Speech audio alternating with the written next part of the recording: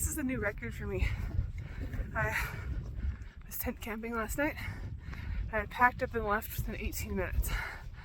Having the foam pad helps a lot, and also not as much stuff. Since we did leave behind everything we didn't necessarily need with my mom. So there's a whole bunch of goats out there. I think they're too small to see, but they're running around, and there's definitely a little baby running with it. It's so cute. Oh. We are at the top of Decatur Mountain. And there's a little log on an envelope inside of a garlic powder container that we signed. Just kind of fun. You can still see Gray's Peak off over there. Yeah, so we have Revenue Mountain next along this ridge. And then on the climb over here, Sputnik took a fall. He's hurting, so hopefully he recovers fast. Some kind of old cabin. There's a mattress. Actually, I'm thinking this is part of some old mine.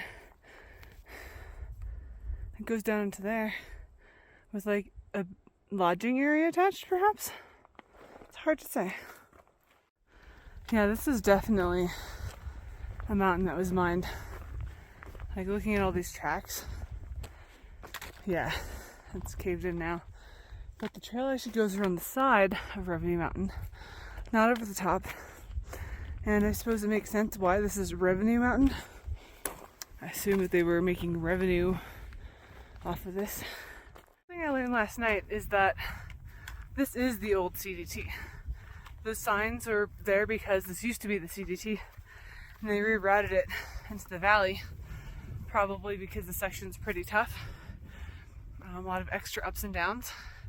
But, I mean, my InReach maps still show this as the CDT versus like what Gut Hooks does.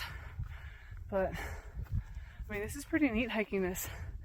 The Argentine Spine is tough, but I definitely don't regret taking this. Another filled in mine shaft. This has been a section of injuries. So, earlier today, I saw Sputnik slip and do a barrel roll down some rocks, and he was in a lot of pain. He definitely hurt his leg, which is bleeding and swollen, and then his rib cage. It might just be bruised, but he could have cracked some ribs. He's hurting. And then yesterday, Leftovers had slipped on a very slippery rock at a water crossing, which Sputnik also slipped on. The Leftovers fell and cut his leg pretty bad and had swollen. So they kind of like matching swollen legs. I'm doing okay. My legs are crazy itchy from the sunburn I got several days ago. They're just peeling, but that's not an injury. I was really worried about Sputnik's fall though. I'm seeing it looked really nasty. He also got maybe some kind of bug bite that's causing extreme pain in his arm. So I think he's going to the hospital or urgent care after this. He's hurting. I feel really bad. There have just been a ton of helicopters in this section. They're so low flying and loud. I don't know what that's about.